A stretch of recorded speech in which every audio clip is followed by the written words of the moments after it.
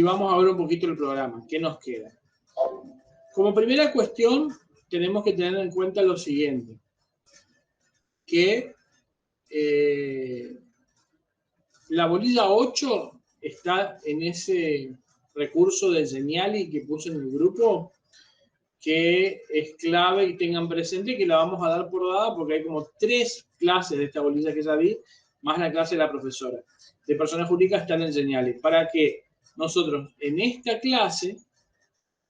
clase demos de la unidad 7, fin de la existencia de las personas, y en la clase que viene, ausencia simple o declarada, presunción de fallecimiento, y terminamos de esa forma.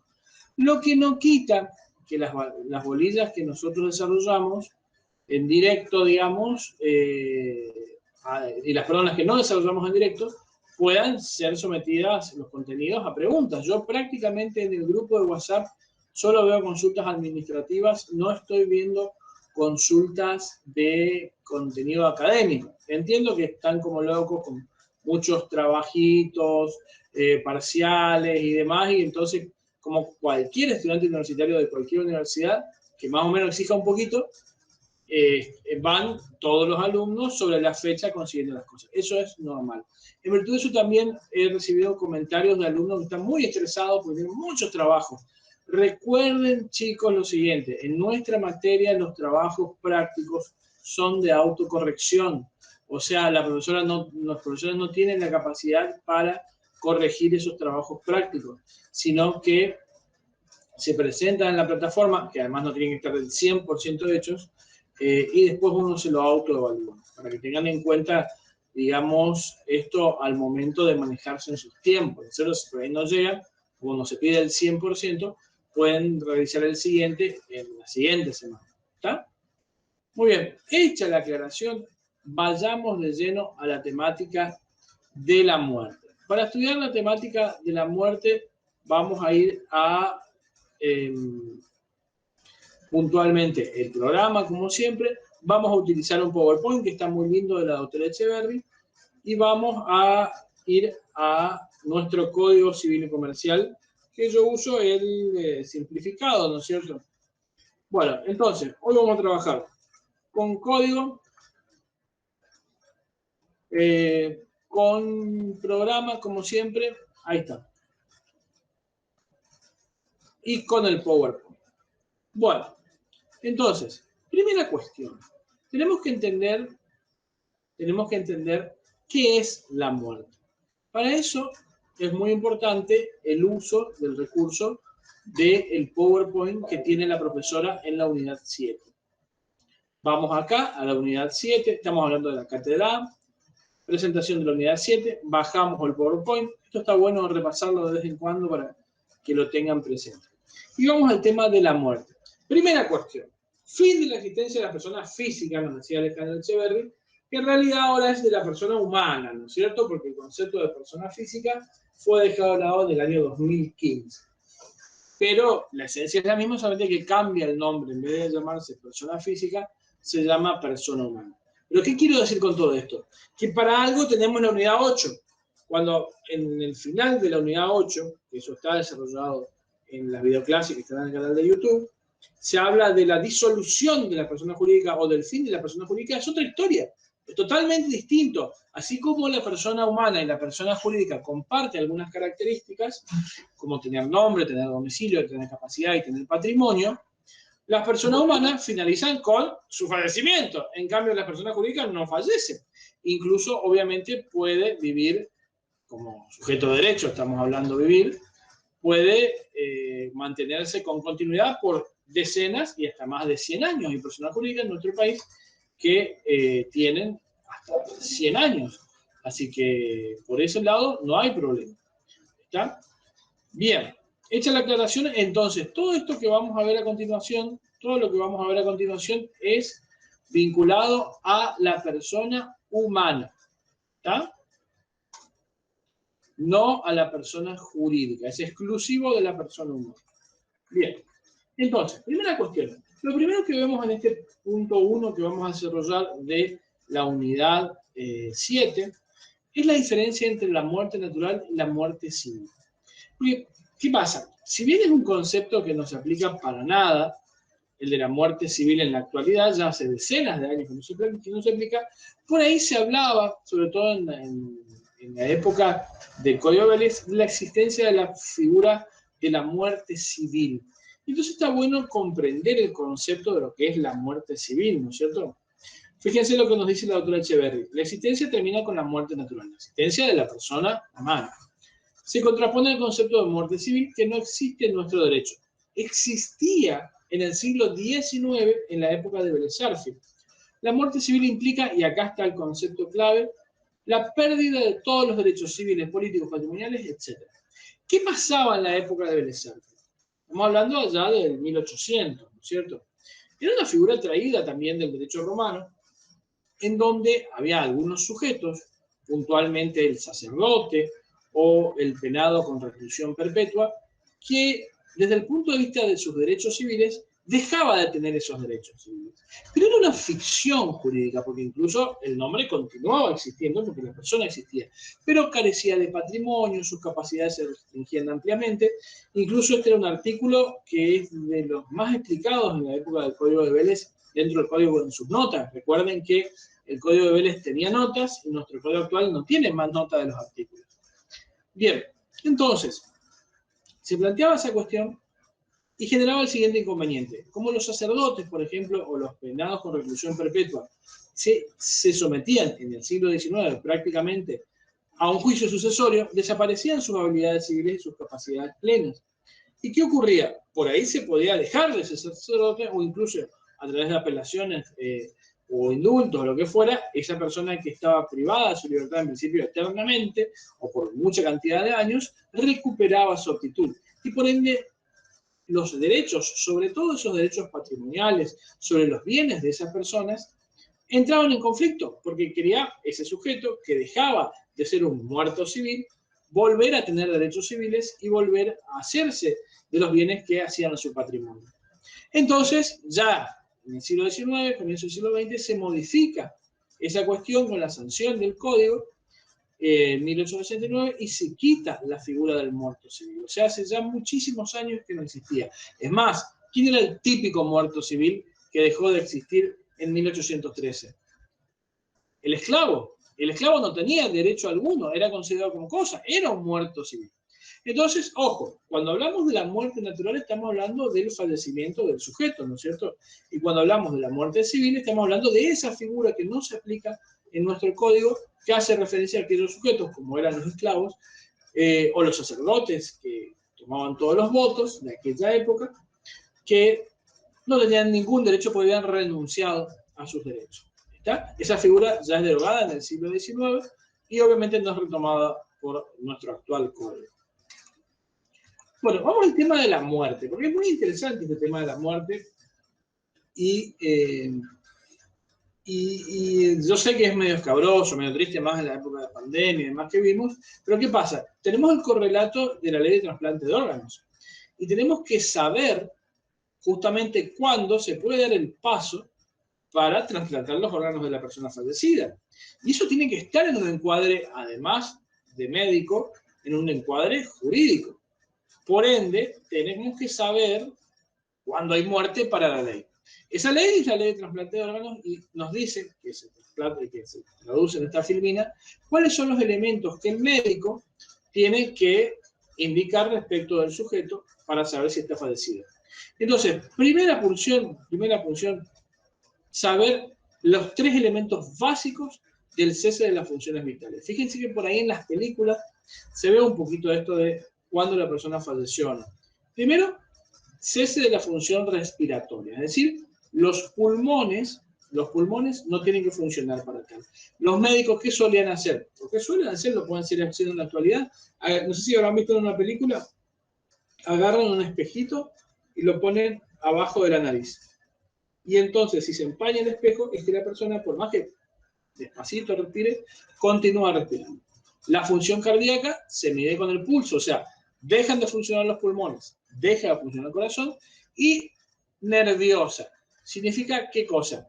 Significa que ya no hay sensibilidad del cerebro, y eso normalmente se hace con el control de las pupilas de los ojos. Entonces, habrán visto también las películas, o CSI, o sea, CSI, esas películas o esas series que hablan mucho de anatomía y de las autopsias y demás, que por algo siempre con una linterna se encandilan los ojos de las personas, porque si la pupila se contrae, significa que todavía tienen nervios vivos. En cambio, si la pupila no se contrae, el ojo está así, sin ningún tipo de retracción de la pupila, significa que el sujeto está, por lo menos, su sistema nervioso sin funcionamiento, o sea, está muerto. ¿Está? Bueno, entonces, además, la ley de trasplante reformada, porque la previa no lo hacía, pide las funciones encefálicas, que estamos hablando de las funciones del cerebro, que hace referencia a lo que vimos recién con los nervios. Bueno, entonces, ¿qué pasa? ¿Cuándo podemos ir al trasplante de los órganos? Cuando el cese es total. No cuando se da algo, o sea, no cuando, por ejemplo, ahora con el tema del COVID, chicos, un sujeto no puede respirar solo. Y estamos con el famoso tema del entubamiento. Se lo entuba al sujeto y se lo ayuda a respirar artificialmente, pero tiene bien el corazón y tiene bien el sistema nervioso porque el COVID afectó solo los pulmones. Bueno, ¿está muerto? ¿Se puede trasplantar a esa persona? Por supuesto que no. Para entender que hubo fallecimiento se tienen que dar los 3 elementos para la muerte completa, la muerte clínica, ¿no es cierto? No respirar, no funcionar el corazón y no tener el sistema nervioso o las funciones encefálicas activas. ¿Está? Eso lo va a determinar, obviamente, un facultativo, un profesional.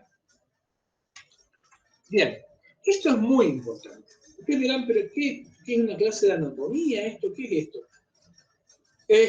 El tema es el siguiente. Para el abogado y para el derecho es muy importante la prueba de la muerte. Porque la prueba de la muerte nos genera los efectos jurídicos de la muerte. ¿Y cuáles son? O sea, no la prueba de la muerte genera efectos jurídicos y demostrarlo para el abogado es trascendental y es muy importante. Entonces, ¿por qué es importante, chicos? Tenemos un montón de juicios de ¿qué? Sucesorios, en donde sabemos que los bienes hereditarios pasan a las personas y pasan a las familias, a los herederos legítimos, siempre y cuando el sujeto haya fallecido. Entonces, saber que falleció es muy importante. Y para el abogado, probar ese fallecimiento para el juicio sucesorio o para cualquier efecto vinculado con el cese de la vida de la persona humana es trascendental. Y los abogados en sus escritorios suelen tener justamente esos elementos probatorios que demuestran, se imaginan, su primer juicio sucesorio, tienen que demostrar que murió la persona, obviamente. Entonces vamos a repasar con esta filmina algo que está en la Ley de Registro de Estado Civil y Capacidad de las Personas, que está incorporado también al Código, respecto de cómo probamos la muerte. Porque tenés distintos niveles, o se podría decir dimensiones, para probar la muerte. En el 95, si no es más, % de las veces, se prueba con la partida de defunción. Pero también hay otros casos que son los menos, pero que pueden darse. Entonces, ¿qué es lo primero que vemos en la filmina de la doctora Echeverri? Partida de defunción, 2 puntos. Se inscribe en el registro civil con el certificado médico de defunción. Si no hay médico, policía y 2 testigos. Si no es posible tener la partida, puede recurrirse a la prueba supletoria. Acá hacemos un parate. Entonces, ¿qué es lo habitual? Recuerden cuando nacimos. ¿Se acuerdan la bolilla 2? Cuando empezamos a ver el comienzo de la vida, la inscripción y el tema del nombre, de cómo se escribían los bebitos. Bueno, cuando nacemos, en cierta forma es similar a cuando morimos. ¿Por qué? Porque tenemos certificado. O sea, de nuevo, hay un médico que nos recibe y analiza los signos vitales de la criatura y dice, sí, nació con vida, los padres le ponen tal nombre. Y nos da un certificado médico. En esencia, por supuesto, porque las personas pueden nacer en cualquier lado, no necesariamente nacen siempre en un sanatorio o en un hospital, pero la mayoría de las veces es así. Pero ya vimos en la bolilla 2 que se hacía con la prueba del nacimiento. Bueno, lo mismo pasa con el tema de la prueba de la muerte. La esencia normal, sobre todo, que la mayoría de las personas no viven en el campo, sino que viven en las ciudades. Incluso la gente enferma del campo va a la ciudad, a los hospitales, a hacerse tratar y a los sanatorios. Entonces, ¿qué pasa? Tenemos los casos de darse las 3 muertes, cerebral, cardíaca y pulmonar, y tenemos que hacer la prueba de la muerte. ¿Quién hace eso? El médico. Entonces, primera cuestión, médico. Pero acá hay una diferencia. Si la persona muere, ¿cómo? De manera violenta o por muerte natural. Y eso es muy importante. Si la persona muere por muerte natural, hay que ver dónde muere. Simular una enfermedad en un sanatorio o en un hospital es lo más sencillo. ¿Por qué? Porque es como los nacimientos en los sanatorios o en los hospitales. El sujeto fallece y entonces el médico, que está en el sanatorio o en el hospital, va y constata la muerte y emite un certificado de defunción. Pero mucho ojo, porque ese certificado de defunción no es la partida de defunción. Para el abogado es muy, muy importante saber la diferencia entre partida de defunción y certificado de defunción. Mucho ojo con esto, porque el certificado de defunción no es instrumento público. El certificado de defunción nos sirve para generar el instrumento público que es la partida de defunción. ¿Está? Mucho, pero mucho ojo con ese tema. ¿Por qué? Porque por ahí pueden querer probar la muerte con el certificado de defunción. Y eso es un error, porque no lo emite un funcionario público. Entonces, en el ABC de los casos tenemos eso. ¿Y qué pasa? Normalmente tampoco los deudos, o los herederos, como quieran llamarlo, los familiares cercanos, son los responsables de gestionar la partida, sino que normalmente hay servicios funerarios que se encargan del trámite administrativo de generar con el certificado de defunción la partida de defunción. ¿Y esa partida de defunción qué es? Es un instrumento público emitido por el Registro de Estado Civil y Capacidad de las Personas del domicilio del causante, en donde consta qué cosa: nombre, sexo, edad del fallecido, causa de la muerte y domicilio. El último domicilio es muy, muy importante. El último domicilio es trascendental, el tema del último domicilio, porque el último domicilio hace ¿a qué? A la jurisdicción y la competencia del juez en... Sí, dígame. Sí, una pregunta en cuanto al certificado y la partida. En pocas palabras, lo que usted había explicado, para ir más o menos entendiendo, es como que el certificado es el elemento obligatorio para así tener la partida. Casi es correcto eso. El certificado es el más común y más habitual de los elementos para obtener en el Registro de Estado Civil y Capacidad de Personas la partida de defunción, pero no es el único. Ojo, vamos a seguir explicando eso. Estamos explicando el caso ABC, el caso típico, el hombre que se muere en la ciudad en un sanatorio. ¿Está? Pero ojo, ya vamos a ver qué pasa, como dice la Filmina, si no hay médico. ¿Qué pasa si no es posible obtener la partida y ir a la prueba supletoria? ¿Qué pasa con el juicio de inscripción de fallecimiento? ¿Qué pasa con la presunción de fallecimiento? Estamos a mitad de camino todavía. Está muy bien su pregunta. Entonces la respuesta es, vamos viendo. Entonces la mayoría de los casos es esto, pero no es el único. Entonces, cierro la explicación del tema del registro. Sí, entonces, profe, disculpe que le interrumpa un segundito. Sí. Usted había mencionado algo de sin médico, ¿puede ser? ¿De qué? Sin médicos, ¿puede ser? Claro, O sea fíjense que la Filmina... ¿Ustedes están viendo la Filmina? Sí. Dice, si no hay médico, dice 2 puntos policía y 2 testigos, que es lo que vamos a aplicar a continuación. ¿Entendés? Claro, o sea, a partir de eso, digamos, el abogado puede hacer el certificado pues, de defunción para así después llegar a hacer la partida. No, el abogado normalmente no tiene nada que ver con esa instancia. Al abogado le llega la partida normalmente, y muchas veces la gente dice, pero todo acá yo tengo el original, por favor, cuídelo. Y en realidad el original, ¿dónde está? Está en el libro de Registro de Estado Civil y Capacidad de las Personas. Ese es el original, que está en el libro. La primera copia certificada es lo que la gente normalmente define como original. ¿Está? Entonces, esa partida es la que le llega al abogado. Normalmente el abogado no interviene ahí. ¿Dónde va a intervenir? En los casos complejos. ¿Cuáles son los casos complejos? Donde no tengo cuerpo. ¿Cómo que no tengo cuerpo? Donde tengo conmoriencia, donde tengo la necesidad de hacer un juicio de inscripción de fallecimiento, donde hay una presunción de fallecimiento, que eso es lo que vamos a ver en la siguiente clase. ¿Entienden? Ahí yo tengo la intervención del abogado. En esencia no pasa nada de eso. Recuerden lo siguiente, o sea, en esencia, en la mayoría de los casos no pasa eso. En la mayoría de los casos se encuentra el cadáver. Vamos a explicar el tema de la ausencia del cadáver y cómo juega. Entonces, sigamos con el tema de la prueba de la muerte. Entonces, ese es el caso ABC. Pero ¿qué pasa después? Puede ocurrir que bueno, recuerden lo de la autopsia. Si hay un accidente de tránsito, por ejemplo, o un homicidio en riña, o un homicidio en robo, tienen que necesaria y obligatoriamente hacerse la autopsia para determinar la causa de la muerte. Y eso es un trámite policial administrativo que se hace. Y luego le dan el cadáver a los deudos para hacer la inhumación del cadáver. Es más, la casa mortuoria hace lo que se conoce como licencia de inhumación. Más en estas épocas de pandemia, además que vivimos, hay que hacer un trámite administrativo para la inhumación. ¿Qué es la inhumación? Es enterrar el cuerpo. ¿Qué es la exhumación? Es desenterrar el cuerpo, que puede ser, por ejemplo, para tomar una muestra de ADN de ese sujeto y ver la vinculación, por ejemplo, con su familia. Y a un hijo, por ejemplo, que no fue reconocido.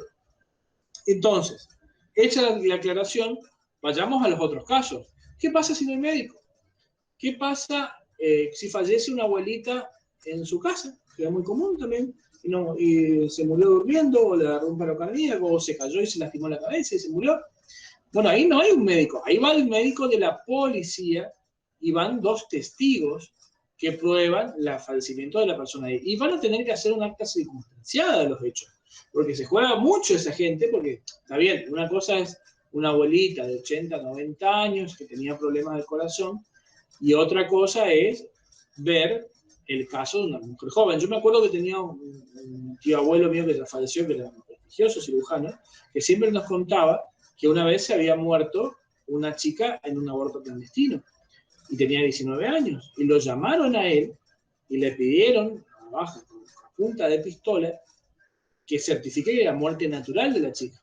Y no es lo mismo para un médico que va al domicilio certificar la muerte de una persona de 19 años que un abuelito de 90 años. Obviamente que se presupone que un abuelito de 90 años puede fallecer de causa natural. En cambio, una persona de 19 no. Entonces, esos grises son muy importantes desentrañarlos. Pero vayamos a los otros casos. Si no es posible obtener la partida, puede recurrirse a la prueba supletoria, otros documentos o testigos. Entonces, ¿qué pasa? Tenés 3 niveles. La muerte con certificado médico, ¿no es cierto?, que es la habitual. La muerte sin certificado, que se constata con policía y 2 testigos, pero siempre estamos teniendo el cadáver, ¿no es cierto? Y si no tengo esos elementos, por cualquier medio probatorio. Ahora bien, ¿qué pasa cuando no tengo cadáver o no puedo identificar el cadáver? Usted me dice, ay, no está muerto. Y no, no es así. Fíjense los chicos pobres de las muertes del Belgrano en la guerra de Malvinas, o cuando fallece mucha gente que está en una mina y no se puede acceder a los cadáveres, o el Titanic, cuando naufragan en aguas heladas, y así un montón de casos en donde, bueno, ni hablar, por Dios, el caso del submarino argentino que implosionó en el Mar del Sur. Entonces, ahí no tengo cadáver. ¿Tengo muerte o no tengo muerte? Bueno, entonces, ahí se plantea el problema que dice la filmina. Cuando nadie ha visto el cadáver, o este no pudo ser reconocido. La jurisprudencia dice ordenó inscribir la muerte cuando hay certeza y luego fue receptuada por la ley. ¿Qué significa esto? Este es, digamos, el puntapié diferenciador entre esta temática y la de la segunda parte. En la segunda parte, que vamos a ver en la clase que viene, tenemos la situación siguiente: la presunción de fallecimiento. El buque que naufragó en aguas heladas, la aeronave que se cayó en la montaña, para citar ejemplos, un terremoto que devastó una ciudad, una guerra, bueno, y así un montón de elementos en donde se podría presumir el fallecimiento de la persona. Pero hay veces, que es lo que se ve en esta filmina, y que es la diferencia desde el punto de vista del procedimiento, porque en el caso de la presunción de fallecimiento hay un procedimiento ad hoc, significa que hay un procedimiento exclusivo para eso. Tenemos una cosa, pero que es un procedimiento exclusivo, pero en este otro caso tenemos certeza de la muerte. Entonces, la jurisprudencia, ¿qué dice? Que si bien puede darse el caso de que yo no tengo el cadáver o no lo puedo reconocer, igual puedo tener certeza de la muerte. Y eso va a ser justo y preciado por el juez. ¿Y cuándo va a ser el caso? Y cuando no quedan dudas de que la persona no tiene posibilidades de sobrevivir. Por ejemplo, y que tenés certeza de que era esa persona. Yo siempre cito este ejemplo. Supongamos 5 mineros que entraron a la mina y que hay un estudio geológico, lógicamente, y pusieron su dedo pulgar como identificación de identidad. Fíjense que creo que la Cámara de Diputados y un montón de otros lugares tienen eso. Para darle el presente ponen el dedo pulgar. Y el dedo pulgar es tu dedo pulgar nomás. Y ellos dejaron constancia que entraron y se vino abajo la mina. Y técnicamente es imposible recuperarlos. Y pasan los 48 horas para darle un tiempo de supervivencia y no aparece nadie, y los expertos firman un dictamen que dicen que es imposible que ninguna persona haya sobrevivido. Bueno, en ese caso, no hay que esperar 6 meses, 1 año, 2 años. En ese caso hay certeza de la muerte. ¿Entienden? ¿Por qué? Porque hay certeza de que la persona entró a la mina y que estaba ahí. Y hay certeza, por un dictamen técnico legal, ¿no es cierto?, que indica que esa persona falleció. Perdón, no falleció. No pudo haber sobrevivido. Bueno, sí, falleció. No pudo haber sobrevivido y salido de la mina. Entonces, en ese caso no hay que irse a la presunción de fallecimiento, sino que hay que darlo por ciertamente fallecido al sujeto. Fíjense la diferencia, ¿no es cierto?, entre una cosa y otra cosa, porque va a ser mucho más problemático. Fíjense los familiares de la pobre soldados que dieron su vida, perfecto, ¿no es cierto?, que dieron marineros, que dieron su vida por la patria, que fallecieron en ese submarino. Tuvieron que esperar los 6 meses para quedarse presuntamente fallecida porque no se encontraban resto alguno del submarino. Fue una inversión importantísima de millones de dólares para determinar el tema de si estaban o no muertos. Una vez que encontraron el submarino, obviamente se presume la muerte porque no hay posibilidad alguna de que escape. ¿Está? Pero tuvieron que esperar mucho tiempo. En el ejemplo que yo di, con 48 horas es suficiente. Bien, todo esto de presunción de fallecimiento, casos genéricos, casos típicos, ausencia simple y demás, va a ser objeto de la clase del 10 de mayo. ¿Está? Bien. ¿Qué es esto de la conmoriencia? Artículo 109 del Código Civil y Comercial. Muerte de varios en un desastre común. Y sí, pero hay mucha gente que muere en un desastre común, sobre todo en la principal causa de muerte de las personas de menos de 30, 40 años, que son los accidentes de tránsito. Y entonces ustedes me van a decir, ¿y sí? ¿Y qué tiene que ver eso? Y tiene que ver, y la conmoriencia se aplica cuando hay transmisión de derechos hereditarios entre ellos. Fíjense que la pregunta de la filmina es, ¿hay transmisión de derechos hereditarios entre ellos? Bueno, eso es lo primero que tenemos que ver. Y tenemos que entender que esa es la trascendencia de este artículo, porque si no, no tiene sentido. Porque si mueren al mismo tiempo y no hay transmisión de derechos entre ellos, no tiene sentido. Bien, hecha la aclaración, arbitramos que dice el artículo 109. Vayamos al código. Si vamos al artículo 109, conmoriencia es morir al mismo tiempo, ¿no es cierto? Vemos que el artículo 109, que es un correlato de un viejo artículo de Vélez, ¿no es cierto?, nos dice, no, perdón, no es 109, es...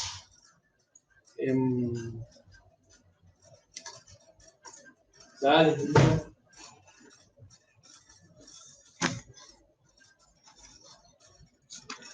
Les digo exactamente el artículo, que es el... no es tutela especial. Ah, claro, está desactualizado. Ah, la filmina, perdón, claro, dice CC. Perdón la observación. El 109 es el viejo artículo que incluso obviamente tiene su correlato con un nuevo artículo. ¿Saben lo que hay que hacer en este caso? En este caso hay que ir al índice de correlato. ¿Qué es el índice de correlato? Cuando tenemos un artículo viejo, estamos hablando de un artículo previo del 2015, porque puede ser que ustedes tengan algún código viejo o erróneamente se encuentren con algún código viejo. Bueno, los códigos nuevos, cuando, como en este caso, sobreviven los artículos, tienen un sistema, un índice, en donde vinculan los viejos artículos con los nuevos artículos en la medida de que tengan el mismo contenido, ¿no es cierto? Entonces vamos a poner acá conmoriencia y acá está, 95. Bien, ¿qué nos dice el 95? Lo mismo que el viejo 109. Adviértanlo entonces que está desactualizada la filmina de la doctora Echeverry. Marquen esto en su programa, por favor, que es importante la renumeración, porque se imaginan que esto entra mucho en el parcial, esto se pregunta en el parcial, se imaginan que van con el 109, como hice yo equivocamente, y pensando que ya estaba actualizado, y en realidad, como yo estoy marcando acá, el artículo es el artículo 95 del actual Código Civil y Comercial. Se presume que mueren al mismo tiempo las personas que perecen en un desastre común o en cualquier otra circunstancia, si no puede determinarse lo contrario. Entonces, ¿qué significa esto del desastre común o cualquier otra circunstancia. ¿Y qué es esto? ¿Y cuál es la consecuencia o el efecto jurídico de fallecer al mismo tiempo? Primera cuestión, nos tenemos que preguntar si tenemos vínculo legal entre ellos. O sea, padre, hijo y esposo. Piensen, sobrinos, vínculo directo e inmediato familiar. ¿Por qué? Porque el padre y el hijo se heredan. Si premuere un hijo, por más que no es en la mayoría de los casos, sino que lo habitual es lo contrario, hereda a su padre. Entonces sabían eso. Siempre y cuando sea soltero, pero si es casado, hereda a su esposa. Y si mueren los esposos entre sí, heredan los parientes de cada familia. Entonces, si hay una pareja que fallece al mismo tiempo y cada uno tiene sus hermanos y sus padres, obviamente, establece el artículo 95 que hay una separación, ¿no es cierto?, en donde cada familia heredará el vínculo de cada uno. Es como que hay una división de la sociedad conyugal por el fallecimiento. Si fuera, por ejemplo, un matrimonio, ¿no es cierto? Entonces, pero si es padre e hijo, se aplica el mismo criterio. El tema, por supuesto, va a pasar por la relación. Pero ¿qué pasa? Porque es muy injusto porque hay una diferencia de un día, fallece uno, después fallece el otro, y bueno, se van a haber beneficiado todos los herederos de quien sobrevivió por más tiempo a ese accidente. Porque primero va a heredar, por ejemplo, porque es un ejemplo, pueden darse otros vínculos filiales, a su esposo los bienes, la esposa, por ejemplo. Y después fallece la esposa y heredan los parientes de la esposa. Ahí, por supuesto, si hay hijos, no hay problema, porque los hijos son comunes. Pero si no hay hijos, tenés los parientes, tenés los sobrinos, tenés los primos y demás, que en un caso quitan la vinculación con los otros. ¿Está? Eso es el tema de la conmoriencia. Bueno, esto ya es ausencia de las personas, esto ya queda para la clase que viene. A ver, ¿qué nos faltó dar de este punto 1 de la unidad 7? Ya dimos muerte natural y muerte civil, la inscripción, la prueba, juicio de inscripción de fallecimiento, desaparición del cadáver, teoría de los conmorientes, efecto de las muertes en relación a los derechos. Bueno, vamos a explicar un poquito este tema de juicio de inscripción de fallecimiento. ¿Qué es esto? Este es el típico caso en donde no tengo la certeza de la muerte. Es decir, ¿se acuerdan de esa filmina que explicábamos en donde teníamos un sujeto que había fallecido, pero que no teníamos el certificado médico del fallecimiento de la persona? Como no teníamos el certificado médico del fallecimiento de la persona, teníamos que recurrir a la amplitud probatoria de los otros medios probatorios.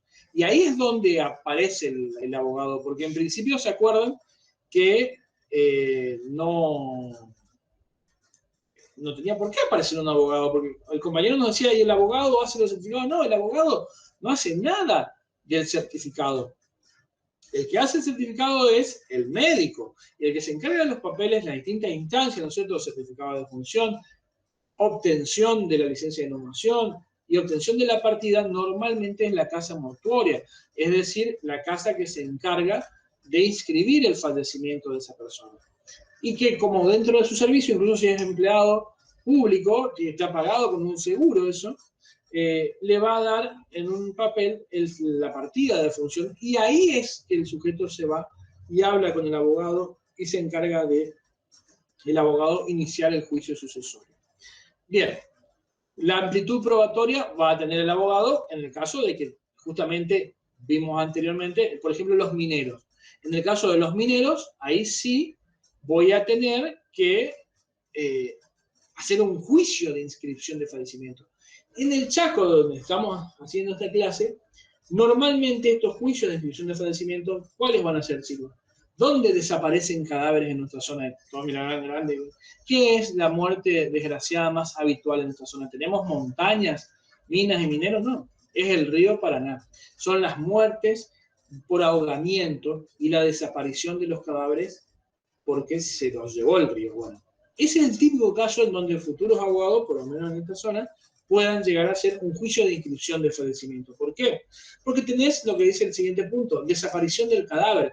Entonces, si desapareció el cadáver, ahí sí actúa el abogado, tiene que hacer un juicio de inscripción del fallecimiento.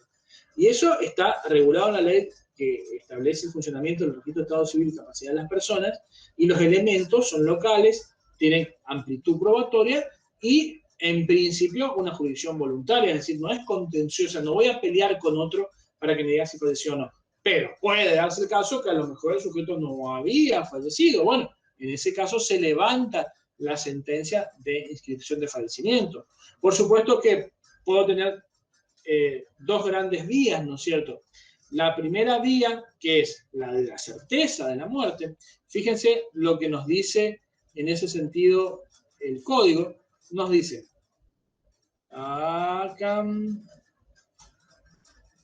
nos dice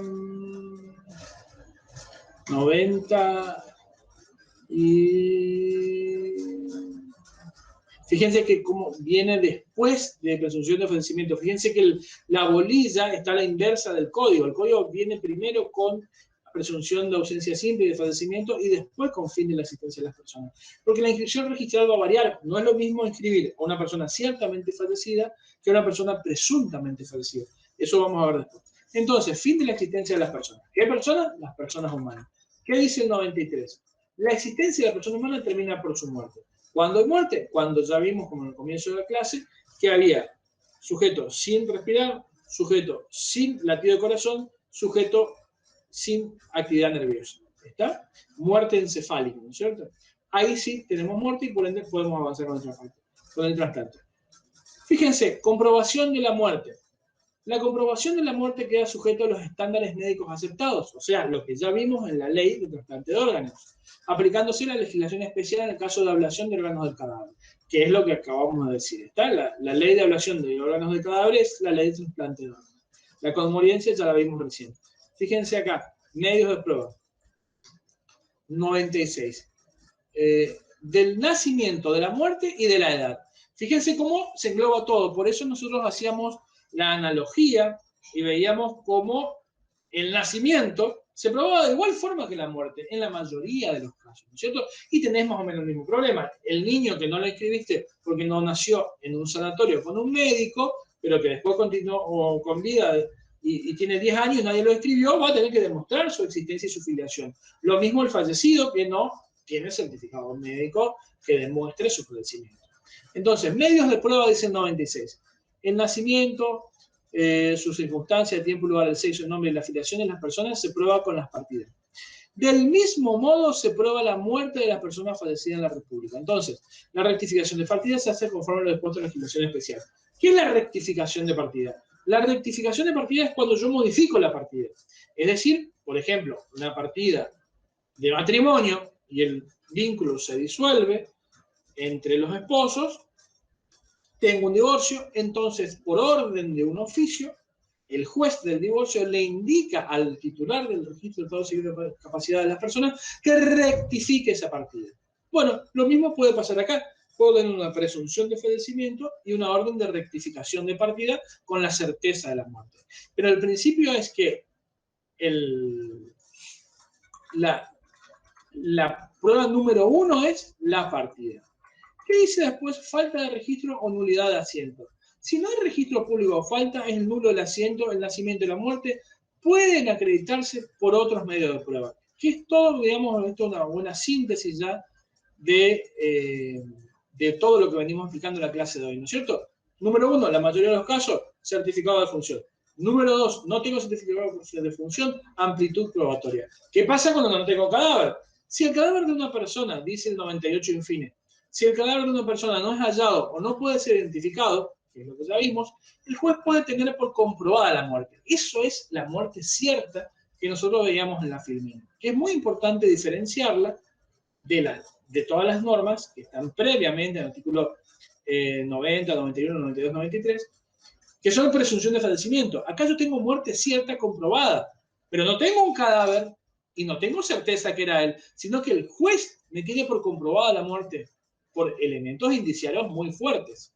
Si el cadáver de una persona no es hallado o no puede ser identificado, el juez puede tener por comprobada la muerte y disponer la pertinente inscripción en el registro. Si la desaparición se produjo en circunstancias tales que la muerte deba ser tenida por cierta. Por eso es que nosotros veíamos los ejemplos muy profundos, muy concretos, que no daba mucho lugar a duda para que el juez diga sí, esta muerte es cierta, pero sin tener cadáver y sin tener la certeza de que ese es el cadáver. Pero la prueba es tan contundente que hace que la voluntad del juez gire en ese sentido.